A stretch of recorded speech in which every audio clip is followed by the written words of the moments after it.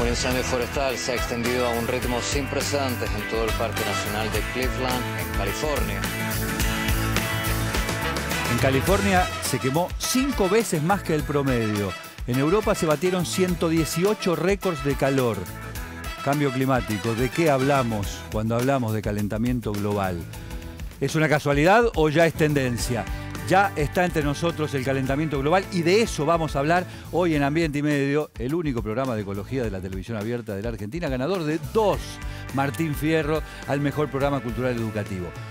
¿Cómo le va, señora Andrea Ferrario, señorita Andrea Ferrario? ¿De qué nos va a hablar hoy? ¿Cómo estás, Sergio? Aparte de calentamiento global, también vamos a llevarlos a uno de los lugares más lindos, intactos, puros que tenemos en la Argentina. Vamos a ir al sur a ver unos paisajes y una geografía con lagunas de un azul profundo, ríos prístinos, sin especies exóticas, así que no se lo pierdan. Muy bien, un parque nacional como pocos en la Argentina, el Parque Perito Moreno. ¿Y el señor Juan y Andino? Pero ¿cómo le va, Sergio querido? Deme la mano, por favor. ¿Cómo estamos? Le doy la mano. Muy bien. Hacia acá, rodeado de... Bueno. ¿De qué me va a hablar hoy? A ver, no quiero adelantar, imagino que ya lo están viendo por aquí, la bicicleta que tengo, pero vamos a estar hablando del principal factor contaminante de la ciudad de Buenos Aires. Lo vamos a estar comparando que con no creo otras que sea la ciudades. bicicleta. No, bueno, imagínenselo, será un industria, después. será Riachuelo, algo tiene que ver con lo que está acá. También vamos a hablar del río Reconquista, vamos a recorrerlo en primera persona, el río Reconquista, prácticamente en todo el tramo en el que puede ser navegado. Vamos a mostrar una de las cloacas a cielo abierto que tiene el área metropolitana de Buenos Aires. Pero hablábamos de cambio climático. Hay 2 maneras de verlo. Una es agarrarse la cabeza y decir, ¿cómo está cambiando el clima? ¡Qué desastre! Y la otra es entender que hemos ingresado en una era distinta, completamente diferente a lo que conocíamos en términos de clima y lo que eso lleva aparejado. El cambio de clima lleva aparejado el cambio de precipitaciones, cambios en la agricultura, cambios en cómo nos vestimos, en cómo vivimos, cambios en todo y fundamentalmente enormes desastres naturales derivados del clima. Calentamiento global.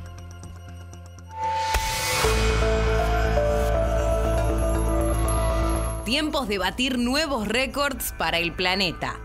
En tan solo 2 años, la Tierra viene experimentando su mayor modificación climática de los últimos 200 años. Sequías en regiones del sur de América, de África y de Europa, inundaciones más frecuentes y devastadoras e incendios de gran escala en prácticamente todos los continentes. Este mapa nos muestra cómo el mundo, año tras año, va creciendo en sus incendios forestales. Pero también, este otro mapa nos muestra cómo las áreas verdes de bosques van desapareciendo y siendo reemplazadas por áreas rojas de desaparición de árboles nativos. A todo esto le agregamos la ola de calor en continentes como Europa, donde se batieron los récords de alta temperatura de los últimos 270 años. También el frío polar pone en riesgo las poblaciones enteras en Estados Unidos, que a finales de 2017 tuvo su propio récord con temperaturas inferiores a los 30 grados bajo cero. La industrialización en exceso, la quema de gases por medio de combustibles fósiles, la deforestación indiscriminada para ampliar la frontera agrícola y la falta de inversión en modificar matrices productivas y generación limpia de energía hace que nuestro mundo esté hoy en peligro por más que algunos líderes mundiales, como Donald Trump, diga que el calentamiento global no existe. The United States will withdraw from the Paris Climate Accord. Hace ya varias décadas que especialistas mundiales venían vaticinando este cambio climático para los próximos 100 años. Pero la alteración llegó mucho antes. Ya existen sus efectos y algunos no tienen vuelta atrás. Hay especies en riesgos de extinción, miles de humanos desplazados de sus lugares por causas climáticas y ciudades que ven peligrar su existencia. Y lo peor, aumenta el hambre por falta de provisión de alimentos y se producen muertes que eran evitables. Tenemos que hacer algo para parar esto. Tomar conciencia, actuar responsablemente en lo personal, pero fundamentalmente exigir a nuestros gobiernos mayor responsabilidad en el tema ambiental y reclamar la mejora y transformación de la educación. Ya no nos queda tiempo para seguir batiendo récords.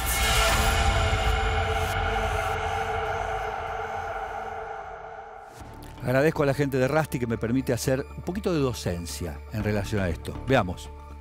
¿De qué hablamos cuando hablamos de cambio climático? Cambios climáticos a lo largo del tiempo ha habido siempre. A lo largo de la historia, de hecho, la glaciación ha sido uno de los grandes cambios climáticos. La diferencia particular es que este cambio climático, el que estamos viviendo nosotros, es el único en la historia, en la larga historia del planeta, que está provocado por la actividad humana. Vamos a mostrarlo. A ver, ¿cuáles son los sectores que mayor cantidad de dióxido de carbono de efecto invernadero provocan sobre la atmósfera? Ahí lo tenemos a nivel mundial. Y tenemos la agricultura, la industria, el transporte, la producción de energía. Son todos elementos, sectores económicos y productivos que van generando estos gases de efecto invernadero. Paremos ahí un segundo. ¿Cómo funcionan esos gases de efecto invernadero? Acá tenemos, de alguna manera, explayados sobre esta mesa, todos esos sectores de los que hablábamos recién. Esto es una industria, acá, una industria. Esto es una usina eléctrica, aquí. Esto representa una usina eléctrica, bien. Esto representa el transporte, todos los tipos de transporte, particular, transporte colectivo, etcétera, etcétera. Todos los que son, por supuesto, a combustión en base a naftas y combustibles fósiles. Y esto es el campo, con toda su producción agrícola, ganadera, la pérdida de bosques nativos, etcétera, etcétera. Hagamos de cuenta que ponemos esta campana sobre uno de estos sectores. Podríamos ponerla, como ocurre en el planeta en escala real, sobre la totalidad. Pero pongámosla aquí, sobre el transporte. ¿Cómo funciona el calentamiento global? Los gases que emiten, en este caso el transporte, tienden a salir hacia la atmósfera.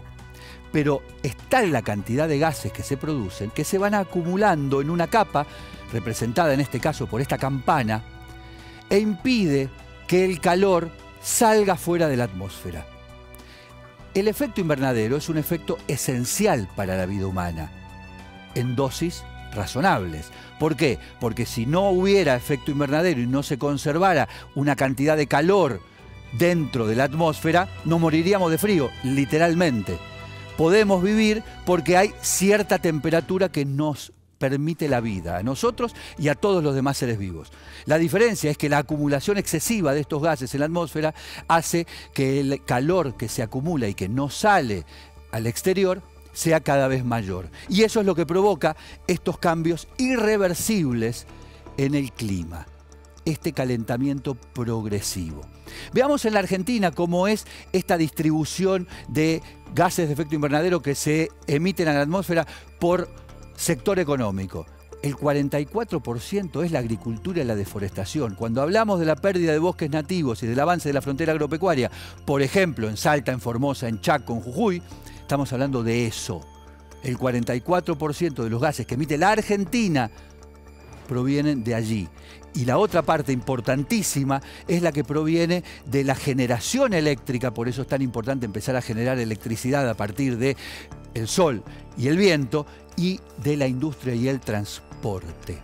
Veamos cómo ha evolucionado, para confirmar que esto es una producción humana y no un cambio climático eventual, como nos quiere hacer creer Donald Trump, cómo ha evolucionado la temperatura desde 1900 en adelante. Fijémonos un poquitito en este tape que van a ver. Ahí lo que ven es cómo van cambiando los colores y cómo va virando al rojo la cantidad, la temperatura, el aumento de la temperatura año tras año en todos los países del mundo. Y fíjense cómo arrancó con un color celestito, verdecito, ligerito, y cómo al llegar a la actualidad todo es rojo. Eso significa que la temperatura en términos absolutos ha aumentado progresivamente a lo largo de este siglo, a tal punto, del siglo pasado, porque en este siglo, y eso es lo que quería decir, en el siglo XXI se han producido 17 de los 18 récords de temperatura. 2015, 2016 y 2017 fueron los años más cálidos de la historia. Eso significa quiebre de tendencia, no casualidad. Y como dice uno de los científicos más conocidos de la Argentina, Vicente Barros, que ha estado en nuestro programa, explicándonos cómo funciona el cambio climático, estamos hablando de algo producido por el hombre. Esto no es una casualidad. Y como el hombre es el que lo está generando con su actividad económica y productiva, es el hombre el único que puede revertirlo.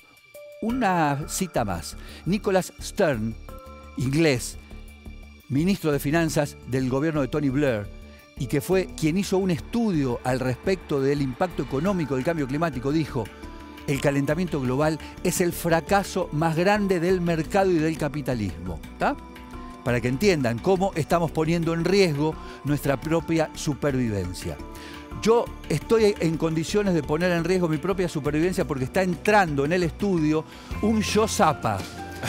Federovich, ¿Qué es eso, Tommy? yo vine con una pregunta muy importante, Federovich. ¿Qué hace? ¿Qué es este carrito? ¿Un perro? Es un aire acondicionado y una estufa. Pero lo trae como un perro el aire Y acondicionado. son como mis mascotas. Ah, bueno. El gatito y el perro, sí. Yo le tenía una pregunta que hacer, Federovich. Haga. Porque usted habla de la campana, de que los gases suben y no sé qué y no sé cuánto. No entendió nada. Pará. Es una pregunta Parece Fantino. Pará. Dale. importantísima, ¿eh? Porque este aire, aire. si bien tira frío Sí. por ahí, tira calor por atrás. Sí. Y este tira calor. Pará. Déjame terminar. Entonces, si la campana es mi casa. entendió nada, Si la campana es mi casa, o sea, estoy calentando. ¿Cómo hago? O sea, estoy haciendo calentamiento global. Vamos a aclarar, Tommy. Cuando hablamos de calentamiento global, no es que si uno prende esto que da calor para uno, entonces se va a calentar todo. No, el calentamiento global, como acabo de explicarlo con esa campanita, lo que es la acumulación de dióxido de carbono y otros gases, óxido nitroso, metano, etcétera, en la atmósfera y que no permite. Si usted da calor, si usted prende un fueguito y da calor, no es que va a aumentar el calor del planeta. Vaya con su perro y su gato. Esto no tira gases, entonces. Se supone que estos hoy en día no están tirando gases de efecto invernadero. Se supone. Ok. Pero Pues- la mayor fuente de generación de gases de efecto invernadero es cuando se queman combustibles fósiles. Acaricia al gato. Exacto. Dios mío. Vamos a hablar en serio, Andrea, por favor. Datos para Tommy, que lo veo muy preocupado por el calentamiento global. Sí. Y para todos. En la Argentina hay algunos ejemplos muy palpables que tenemos que tener en cuenta y que nos sirven para ver cómo está afectando el calentamiento global. Claro, porque el calentamiento global, el cambio climático, tiene una dimensión, si se quiere, local, si se quiere, cotidiana. Nosotros vamos viendo un montón de efectos que se van produciendo y que a veces no entendemos si son resultado de ese calentamiento global o son casualidades, pero empiezan a ser síntoma de esa tendencia que empieza a cambiar el clima en el mundo y tiene efectos. Por ejemplo, Hay uno de los que hemos sido testigos todos este año, que es la sequía. efectivamente. Argentina vivió la segunda sequía más importante a nivel mundial. Esta sequía igualmente afectó a las zonas más productivas y fértiles de todo el mundo y acá vivimos la más importante de los últimos 70 años. Después de la ola de calor que se acaba de vivir hace poquito tiempo en Europa y de la ola de frío que se había vivido en el invierno del hemisferio norte, un científico recordó que el panel de investigadores que asesora a Naciones Unidas en el tema de cambio climático dijo que uno de los efectos más claros iba a ser la agudización de los extremos. Donde hace calor va a ser mucho más calor, a tal punto que se cree que en el año 2100 prácticamente el 75% de la humanidad va a estar sometido a olas de calor, y donde hace frío hace más frío, y donde hay sequía, como acaba de explicarnos Andrea, la sequía va a ser mucho más pronunciada, y las inundaciones también. Otro dato que lo Otro dato. sintieron muchos de los que van a vacacionar a la costa atlántica. Vos, Sergio, ¿sabés qué son las tapiocas? No. Son como unas medusas muy pequeñas, unas Correcto. aguavías muy molestas que se te enganchan en el traje de baño, en los breteles de la bikini. Yo bretele uso poco. Bueno, a ver, las chicas me van a entender. Bueno, el año pasado entrevistamos a unos científicos de Mar del Plata que nos contaron que la aparición de las tapiocas tiene que ver con el calentamiento del agua. Generalmente acá cada 6, 8 años nos podíamos encontrar con estas molestias, Pero a partir de que hicimos esta entrevista, que los científicos no querían decir sí, esto se debe al calentamiento global, porque esto te tiene que comprobar con varios años o con repeticiones. Exacto. Pero de esa nota, ahora esto ocurrió 3 veces. Bueno, otra vez más, tendencia. Cuando algo empieza a repetirse en una determinada dirección, quiere decir que se quebró la tendencia anterior y ya no es una casualidad. Y lo de las tapiocas, como lo de los huracanes, que también está relacionado con el calor del agua, del océano en este caso, es síntoma de ese cambio de tendencia. Bueno, y un dato más, Adelante. Bastante lamentable que hemos visto que salieron en los diarios, en los noticieros. Mortalidad de peces muertos en lagunas a lo largo de nuestro país. Miles de peces muertos, y esto tiene que ver también con el calentamiento del agua. Mueren las algas y por lo tanto el alimento de estos pescados. Pescados después. Y quiere decir que si el agua se calienta, no es porque alguien le puso un calentador como Tommy. Quiere decir que está subiendo la temperatura promedio. Y la temperatura promedio del planeta está subiendo a pasos tan agigantados que es muy probable, dicen los científicos, que en un 95% de probabilidad que se traspase el llamado umbral o punto de no retorno de 3 grados centígrados en el aumento de la temperatura global del planeta, luego del cual nada va a volver a ser lo mismo que era antes. Por eso se llama un punto de no retorno. Y el no retorno está relacionado con la gente que tiene que escapar precisamente de los desastres ambientales. Se los llama desplazados ambientales. Año tras año, millones de personas abandonan su lugar de origen. Los motivos son diversos. Algunos porque no encontraron las oportunidades que buscaban y se marchan en busca de ellas. Otras lo hacen huyendo de guerras o de conflictos similares. Y muchos otros se ven forzados a moverse empujados por causas ambientales. Tanto ha crecido esa nueva realidad que en el año 2007 se creó el término desplazado ambiental, en el marco de un debate sobre cambio climático dado en el seno de Naciones Unidas. La ONU lo definió como una persona que se ve obligada a abandonar su lugar de residencia habitual de forma provisional o permanente cuando su vida se ve afectada por cambios repentinos en el medio ambiente.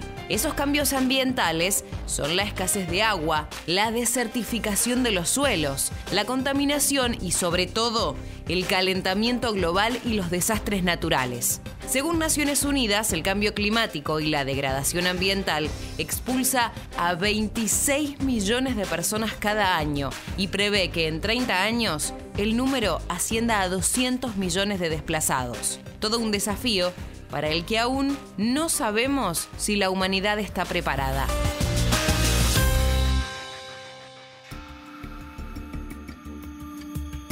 Una sequía, una inundación, una zona con guerra que se convierte en una zona infértil. Todo eso hace a los desplazados ambientales. Veamos este dato. Solamente en el año 2015, 19 millones de personas debieron dejar sus países, 113 países, producto de los desastres naturales. Y cuando dejan en sus lugares, no solamente dejan comodidades si es que las tenían, o dejan sus historias particulares, etcétera, sino que además generan una herida cultural en el planeta. Esa gente va a vivir a otro lado y probablemente en peores condiciones que el lugar del cual había arrancado. Se está calculando que hacia el 2050 va a haber más de 200 millones de desplazados ambientales. Esa es la consecuencia humana, el rostro humano del calentamiento global, un rostro verdaderamente nefasto. El señor Juan Andino tenía algo para contarme. Así es. Sigamos Sergio. con la lógica de la contaminación. ¿Qué hace esa bicicleta ahí? Díganme. Ahora, no se apure, Sergio, no se apure, porque estábamos hablando del gran contribuyente del calentamiento global. ¿Cuál es? Decíamos, el riachuelo, una industria. No, señores, estamos hablando de el vehículo, vehículos, camiones y colectivos. ¿Qué arrojan estos vehículos? Óxidos nitrosos, dióxidos de carbono, monóxido de carbono, gas incoloro que incluso si se inhala en altos niveles puede causar hasta la muerte. Por eso es tan importante lo que hoy se está dando, más allá de que sea el propio mercado el que está generando este cambio, el viraje hacia los vehículos eléctricos, porque si hay algo que los vehículos eléctricos no hacen, es emitir gases. Exacto. Y como decía Juani recién, efectivamente, la parte más importante de los gases de efecto invernadero que provienen de la combustión vienen de los motores. Exacto. Y hay niveles de los motores, porque tenemos los motores diésel o los motores de gasolina. Y los motores diésel son hasta 4 veces más contaminantes que la gasolina. Vamos a tratar de entender esto un poco brevemente. Adelante. ¿Sí? Un motor diésel arroja óxidos nitrógenos y partículas en suspensión. ¿Qué es esto? Rápidamente. Un óxido de nitrógeno es un compuesto químico formado por nitrógeno y oxígeno. Y una partícula en suspensión puede ser generada por una actividad antropogénica, es decir, por una quema de carbón, sí, señor, o por una actividad natural, es decir, la erupción de un volcán. Volcanes hay pocos en la ciudad de Buenos Aires también. Hay pocos en la ciudad de Buenos Aires, por supuesto. Estamos hablando a nivel mundial y ahora vamos a arrojar algunos datos de la ciudad de Buenos Aires. Estos los que generan son bloqueo en los pulmones, evitar el paso del aire y dañar las células pulmonares. Por lo tanto, Sergio, tenemos problemas tanto en el calentamiento global, sí, señor, como también efectos nocivos para nuestra salud. ¿Y me explica qué hace la bicicleta Ahora acá? le cuento de la bicicleta. ¿Bicicleta? ¿Por qué? Porque, a ver, en la ciudad de Buenos Aires, Sergio, sí, el 80% ¿sí? de la contaminación es por los vehículos. ¿Sí? Atenti. Vamos a repetir ese dato. 80%, nos acaba de decir Juani, de la contaminación de la ciudad de Buenos Aires, el principal conglomerado urbano de la Argentina, con más de 16 millones de habitantes, está provocado y generado por el transporte. Anoten, señores que de alguna manera planifican el desarrollo de la ciudad de Buenos Aires, estaría bueno empezar a hacer de vuelta subtes. ¿Recuerdan eso que va por abajo de la tierra y que no contamina, que va más rápido? Subte se llama. Subtes. Bien. Y bueno, y en otras provincias, en otras capitales de otras provincias, como por ejemplo Jujuy, Tucumán, Córdoba, ha aumentado un 40% en los últimos 10 años, Sergio. Bien, 10 años. hay que buscar sistemas de transporte sustentables. Entonces. Exacto. Por ejemplo, la bicicleta. Y tenemos algunos datos, porque vamos a tirar algunos datos positivos también de la bicicleta. Dale. En la ciudad de Buenos Aires, desde que empezó este sistema de la bicicleta, ciclovía, sí, de la ciclovía, al principio un 0,4% de la población lo estaba utilizando. Hoy supera el 3,5%. Bueno, está bien, y hay que recordar que cuando hablamos de la bicicleta en este contexto que nos lo está señalando Juani, estamos hablando de un medio de transporte, no de algo para ir a pasear. Exacto. Sino para poder ir de un lugar al otro, para poder ir al trabajo, por ejemplo. Exacto. ¿Vamos? Tengo una última. Una última. Sí, en el Banco Interamericano de Desarrollo compara 57 ciudades y señala que el 3% de los viajes en capital se realiza pedaleando. A ver si alguien sabe cuáles son las ciudades que más se utiliza la bicicleta. No, supongo que Copenhague, Ámsterdam. Bangkok, dice afuera. Ámsterdam. No. Latinoamericanas. Latinoamericana. Latinoamericanas, Bueno, señores. Rápido. ¿Cuál? Bogotá y Rosario. Aplauso para la gente de Santa Fe, señores. Muy bien. Ya sabés, ¿podemos hacer algo con el tema del cambio climático? Sí. Dos cosas centrales. Una, cambiar nuestras costumbres. Por ejemplo, asumir la bicicleta como medio de transporte. Y la segunda, exigir que la política salga del nivel de fracaso que ha tenido en los últimos 25 años, porque todo, en términos de calentamiento global, está peor. Ya seguimos con más Ambiente y Medio.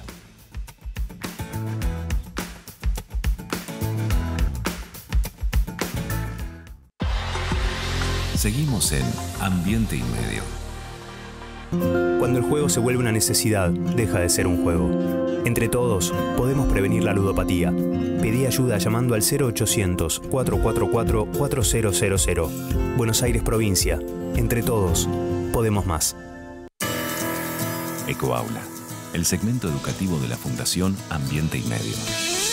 Su nombre científico es clorofluorcarbonados. Se trata de compuestos en formas de gases que se emplean en diversas aplicaciones, principalmente en la industria de la refrigeración y de propelentes de aerosoles. Son tal vez los más renombrados contaminantes atmosféricos. En presencia de la radiación ultravioleta emitida por los rayos solares, producen reacciones de fotodescomposición que generan átomos de cloro que destruyen la capa de ozono. Los CFCs son, por lo tanto, los grandes causantes de la pérdida de la capa de ozono que rodea la Tierra y que la protege justamente de las radiaciones ultravioletas nocivas para la salud de los seres vivos. Son compuestos altamente estables y persistentes, por lo que se mantienen en la atmósfera entre 50 y 100 años sin descomponerse. La aparición del agujero de la capa de ozono, principalmente sobre la Antártida, está relacionada con la fotoquímica de los CFCs presentes en diversos productos comerciales. En 1987 se firmó un acuerdo internacional, el Protocolo de Montreal, para controlar la producción y el consumo de sustancias que destruyen el ozono. Se estableció en el año 1996 como fecha límite para abandonar totalmente la producción y el consumo de clorofluorcarbonados en los países desarrollados y 10 años más tarde para los países en vías de desarrollo. Progresivamente se ha ido reemplazando con éxito a los CFCs, pero su persistencia en la atmósfera provoca que recién dentro de muchas décadas el agujero de ozono esté restablecido, por lo que sus amenazas sobre la salud, principalmente el cáncer de piel, todavía están presentes.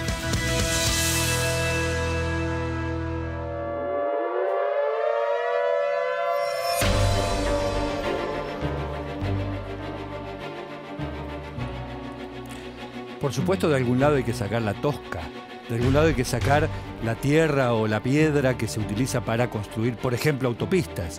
Pero esa cantidad de laguitos que uno ve en el área metropolitana de Buenos Aires y en buena parte de la provincia de Buenos Aires no son lagos, son canteras abandonadas, que se llenan de agua, en el mejor de los casos, y que terminan siendo una trampa mortal para miles de chicos. En la provincia de Buenos Aires hay más de 200 legales, pero hay otro tanto ilegales, y todas cumplen con el mismo precepto: no remediar. Literalmente se burlan de la ley que exige que luego de terminada una actividad minera se restituya algo del sistema original y no haya, naturalmente, una amenaza como la que hoy existe en las canteras de la provincia de Buenos Aires. Esas canteras llenas de agua debieron haber sido remediadas. Debió haberse trabajado sobre ellas para dejar algo parecido a lo que había al principio. De lo contrario, son estas trampas, como la que ven ahora en la pantalla, que parecen laguitos bellos, pero son, sin ninguna duda, un riesgo mortal. Federovisky. No. Federovisky, escúcheme una cosa, Federovisky. Quiero que me mire. ¿Me puede mirar? Sí.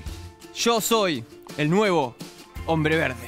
Ah, no, yo escribí un libro que se llama El nuevo Hombre Verde, pero no tiene que ver con usted. ¿Me deja hacer un chivito? Espere, voy a hacer un chivito. Este lunes, gracias, 3 de septiembre, en la Biblioteca Nacional, vamos a presentar el libro El nuevo Hombre Verde, con Sergio Massa y José Nathanson. Allí está la tapa del libro que va a estar presentándose el lunes 3 de septiembre, ahora ya, en la Biblioteca Nacional. ¿Sí? Vengan y escuchen los fundamentos de este libro. Déjeme decir algo más, Federovisky. Qué mal que me quedan las gorras. Federovisky, yo le dejo ser mi Robin, pero primero concédame los honores. Mi Robin. Puede sumarse a los voluntariados de la Fundación Ambiente y Medio sí, en Facebook. Muy bien. Esto es importante, lo que está diciendo Tommy, fuera de broma, porque la Fundación Ambiente y Medio, desde la Fundación Ambiente y Medio, estamos llevando adelante el programa de Ecoaula, que es esto que siempre decimos: ¿quiénes son los principales actores del futuro? Los chicos. Entonces, educar a los chicos en cuestiones ambientales es decisivo. Y hay que hacerlo hoy, porque el futuro empieza hoy. La gorra, Federovisky. Ya me la puse. De vuelta. ¿Me pongo la gorra? Bueno, me pongo la gorra. Y vamos a ver. No sea gorrudo. Vamos a ver uno de los parques nacionales más bellos de la Argentina.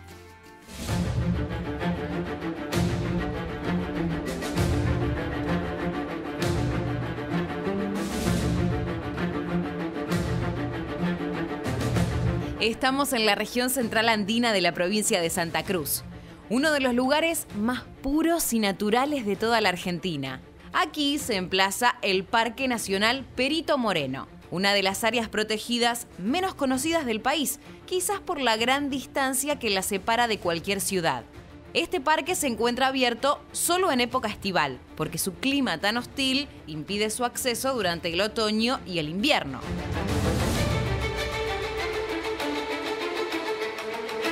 El parque ofrece una gran propuesta de senderismo de nivel internacional, ya que tiene circuitos muy interesantes en los que se puede conocer lugares como este.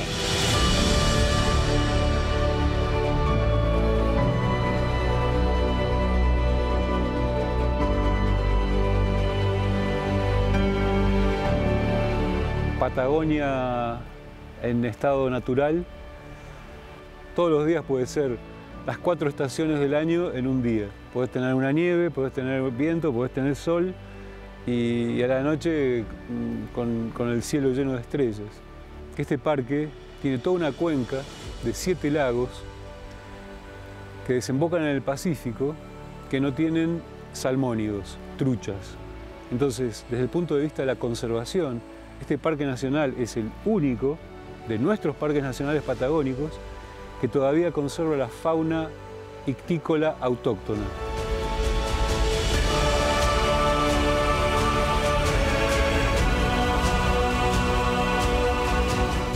Este parque nacional recibió un aporte privado por parte de un filántropo internacional que permitió la construcción de distintos senderos y refugios para las aventureras caminatas que realizan los visitantes. Esta acción fue resultado de un trabajo conjunto entre la Administración de Parques Nacionales y algunas ONGs que pusieron sus conocimientos al servicio de esta tarea. Es un parque complicado de llegar y es un parque que tiene una climatología dura. Y eso hizo que ese parque se visitara poco y ese es uno de los parques más lindos que tenemos. Por lo cual tenía mucho sentido hacer obras que permitan el acceso a una familia, incluso con niños pequeños, que puedan conocer este parque. Para eso hubo que hacer una infraestructura que justamente permita que un padre y una madre con 2 niños puedan pasar por senderos seguros, senderos visibles, bien marcados, y tener cada 3, cada 4 horas de caminar tranquilamente un buen refugio, un lugar donde quedarse la noche, y al otro día poder seguir caminando y encontrar a las 3 o las 4 horas otro refugio.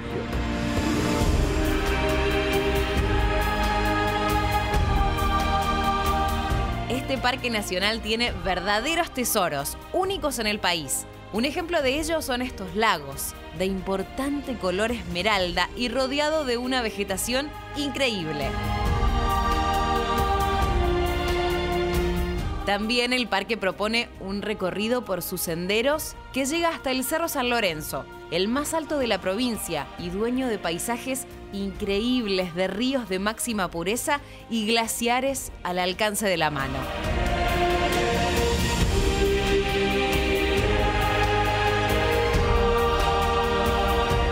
El Parque Nacional Perito Moreno es una de las joyas más puras e intactas que tienen las áreas protegidas de la Argentina.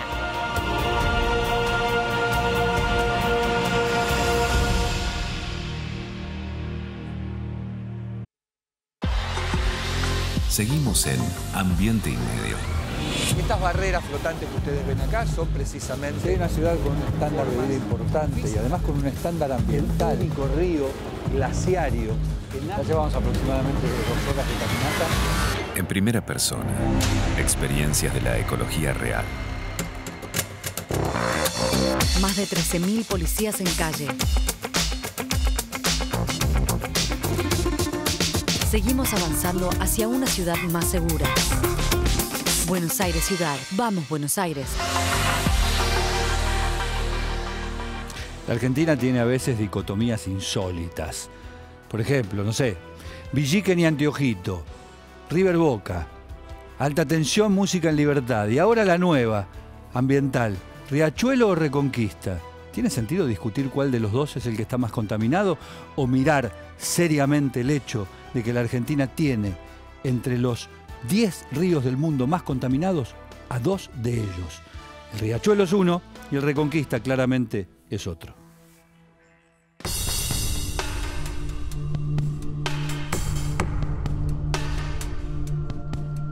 El 13% de la población argentina, más de 1 cada 10 habitantes de nuestro país viven en esta cuenca. En una de las cuencas más concentradas, más densamente pobladas y por supuesto más contaminadas de todo el país. Es la segunda cuenca más contaminada de la Argentina después de la del Matanza-Riachuelo, aunque algunos ya discuten que ese primer puesto es cabeza a cabeza. Vamos a recorrer la cuenca del río Reconquista. Estamos saliendo desde Tigre, de alguna manera subiendo hacia el interior de la cuenca del río Reconquista. Con ustedes la cuenca más contaminada de la Argentina, después de la del Riachuelo.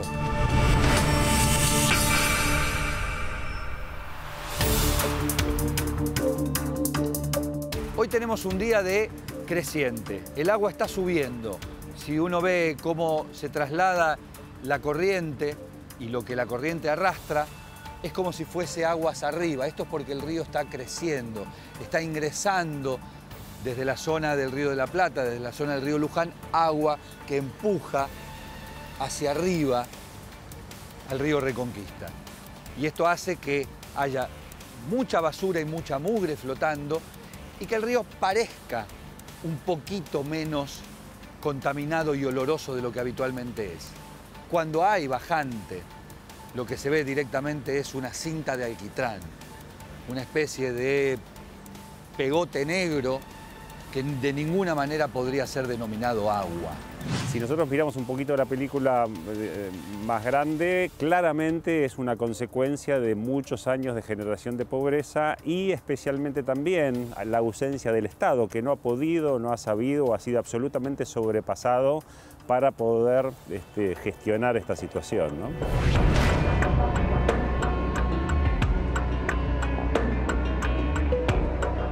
En 1995 se creó UNIREC, un organismo destinado supuestamente a resolver la contaminación histórica de la cuenca del río Reconquista. En ese momento ya contaba con, se calcula aproximadamente unos 400 millones de dólares de préstamos del BID, Banco Mundial, etc. El resultado está a la vista. Más de 2 décadas después, el río Reconquista sigue exactamente igual. Sin embargo, UNIREC fue el protagonista de un hito de los más controvertidos en la historia contemporánea del río Reconquista. Fue la construcción de esas compuertas. Eso que ustedes ven allí son unas compuertas que permitieron que el río Reconquista, en su recorrido natural hacia el río Tigre, que está detrás de esas compuertas, de pronto se viese obturado. Para que, con la intención de resolver problemas de inundaciones crónicas en la cuenca baja del río Reconquista y del río Tigre, esas compuertas se cerrasen en el momento en que el agua en la cuenca alta ascendiese. ¿Cuál fue la consecuencia? La apertura de ese canal aliviador. Allí atrás está la pista nacional de remo, la cancha de remo en la que históricamente se entrenaron los equipos argentinos de ese deporte. Originariamente, ese canal era simplemente un aliviador, construido por un aristócrata tigrense hace más de 60 años, con la sola finalidad de que en el momento en que había una enorme inundación, el agua pudiese escurrir por algún lado. Pero no estaba vinculado directamente, había un terraplén que cuando desbordaba pasaba del otro lado a ese canal aliviador, que funcionaba como la pista nacional de remo, y por lo tanto no estaba contaminado. El 5 de agosto de 2000, UNIREC inauguró esa obra y abrió el canal aliviador, definitivamente. En ese momento una bióloga llamada Inés O'Farrell estaba haciendo un estudio sobre la contaminación en la cuenca del río Luján. El Luján está hacia allá. El canal aliviador precisamente desemboca en el Luján y el río Tigre también. El Luján circula en aquella dirección. Esa bióloga descubrió que el 6 de agosto del 2000, un día más tarde de la apertura del canal aliviador de la pista nacional de remo, el tramo del río Luján entre la pista nacional de remo y el río Tigre, donde está el embarcadero de lanchas comerciales que todos conocemos, la contaminación creció exponencialmente y ese tramo se convirtió en una cloaca y antes no estaba contaminado. ¿Por qué? Porque el río Reconquista dejó de ir hacia Tigre para ir directamente hacia el canal aliviador y contaminar una zona que antes no estaba contaminada.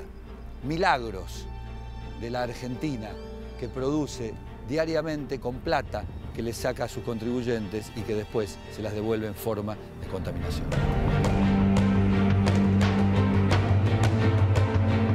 Nosotros, los días de lluvia, por ejemplo, es muy complejo debido a que todas las zanjas de todos los municipios, por lo general de los 18 municipios, terminan en el río Luján. Y eso hace que haya ya sea un olor y un agua completamente contaminada y podrida debido a que todas esas pequeñas zanjas o zanjones terminan en nuestro río. ¿Usted sabe lo que es un basural a cielo abierto flotante? Bien, aquí lo tiene. Enmarañado en el medio de estos camalotes, estas plantas acuáticas flotantes, están toneladas y toneladas y toneladas de basura que cuando finalmente terminan atrapadas en la barrera flotante son levantadas con un guinche y puestas en un container. Mientras tanto, hasta ese momento, conforman este paisaje extraordinario de algo que todavía dicen que es un río. Observen esto, todo tapizado de basura. Estamos ahora en una de las zonas de mayor contaminación. Estamos casi llegando a la intersección del río Reconquista con la Panamericana, que es quizás el último tramo al cual se puede acceder navegando. Más allá es prácticamente imposible.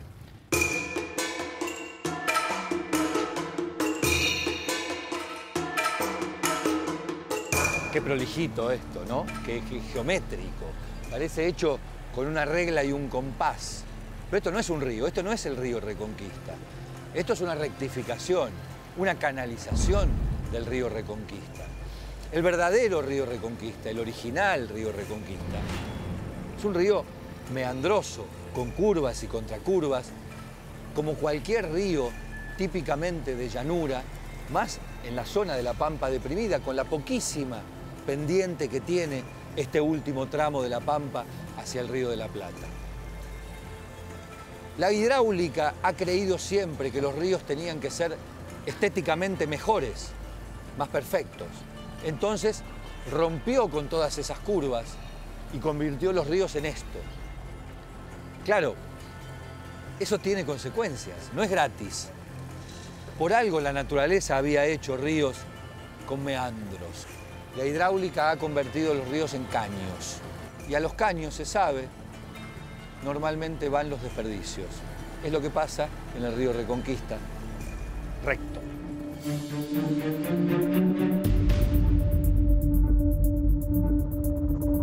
Que hay 36 frigoríficos en toda la cuenca y ya estamos con un programa de control de cada uno de los frigoríficos para entender claramente la situación, porque muchas veces hay responsabilidad empresaria, y muchas otras veces también el Estado le ha faltado control y estar cerca de los empresarios para colaborar y en conjunto poder resolver el problema. En este momento el olor es penetrante, es fuerte, por supuesto es imposible de transmitir por televisión, pero tiene una justificación, tiene una explicación. Es un frigorífico que convive con los vecinos de esta zona desde hace muchísimos años y ha recibido miles de denuncias y sin embargo sigue allí impertérrito contaminando y lanzando olores, un frigorífico que está en la margen derecha del río Reconquista. Pero pregunto, ¿cómo nos acostumbramos a todo? Porque alrededor de ese frigorífico están los countries y barrios cerrados con el metro cuadrado más caro de la Argentina. ¿Cómo se entiende? ¿Pagamos ese metro cuadrado para vivir al lado del olor y a orillas de un río contaminado? Y del mismo modo, la gente que vive en una villa y que no tiene la posibilidad ni la fortuna de pagar ese metro cuadrado, termina viviendo también en una orilla, pero en el lugar descartado del Reconquista, en el lugar al cual no va a acceder nadie salvo aquel que no tenga donde literalmente morirse. ¿Qué nos ha pasado? ¿Qué le pasa a la sociedad argentina como para permitir que esto se haya convertido en un paisaje casi permanente, con olores nauseabundos, con un aroma fétido y con un río negro, lleno de basura, de desechos cloacales y de desechos industriales?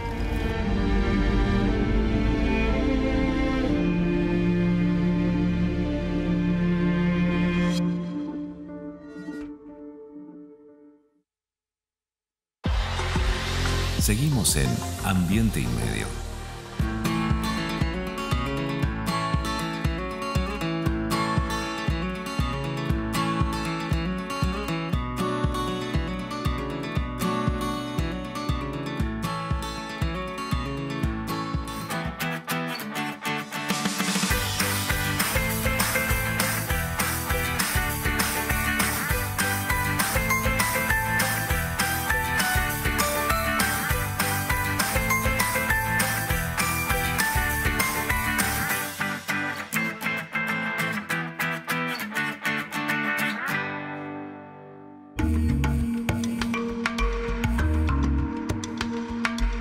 animal que estamos viendo es el tapir sudamericano. Es una de las especies de tapires particularmente que vive en nuestro país. Es un animal autóctono de Argentina, es un animal muy curioso. Es el mamífero más grande que tenemos en Argentina, más grande de Sudamérica, con lo cual es un emblema de la megafauna, ¿no? Pero como muchas otras especies de mamíferos, sufre amenazas, se encuentra en peligro de extinción en nuestro país. Habita el norte de nuestro país, provincias como Misiones, Chaco, Formosa, Salta, y su principal amenaza es la fragmentación del hábitat, el uso de la tierra para ganado, para cultivo. Como el hombre va avanzando, su avance ya sea urbano o de ganadería, agricultura, la especie se empieza a reducir su distribución natural, su hábitat natural queda reducido y empieza a sufrir amenazas las poblaciones. El tapir sufre la cacería, también compite mucho con el ganado vacuno, que se encuentra principalmente en provincias como Chaco, Formosa. Justamente su hábitat natural es el monte, lo que llamamos región de monte, el monte chaqueño, toda la zona. Esa deforestación le quita la posibilidad de tener un hábitat y de poder expandir su población. Nosotros hemos trabajado muchísimos años con todas las organizaciones que tienen tapir en sus zoológicos o bioparques, fomentando la preservación de las especies cautivas también, porque digamos, es muy importante tener poblaciones en los zoológicos o en los parques sanas. Cuando hablo de población sana es genéticamente qué animales se pueden reproducir con otros. ¿Por qué? Porque es muy importante tener una población stock, digamos, para la vida silvestre. Si necesitaríamos repoblar o reinsertar animales en la vida silvestre, tendríamos animales sanos y genéticamente óptimos para armar una población o regenerar una población en la vida silvestre.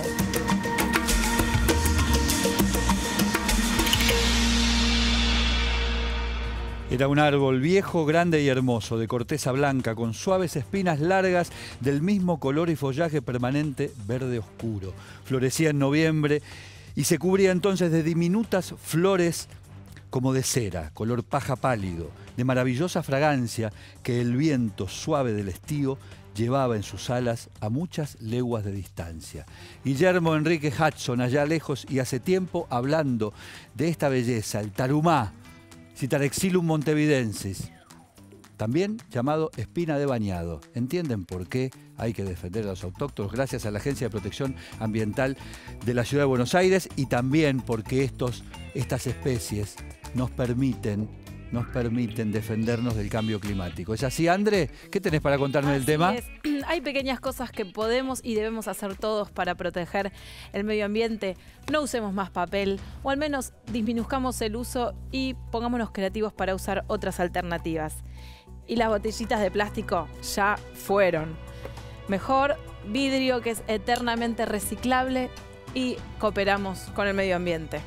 Y así nos defendemos del calentamiento global, que fue el tema del que hablamos hoy en Ambiente y Medio. Y señor... Y me sumo con Andrea. ¿Qué me va a decir? Me sumo con Andrea a no demandar alimentos que no son de estación, señores. Eso. El uso de fertilizantes en los suelos sí es un gran factor del calentamiento global. Un dato cortito y al pie: estos datos fertilizantes nitrogenados, sí, desde que empezó la revolución industrial, en la atmósfera incrementó un 8% y aumenta un 0,2% anualmente.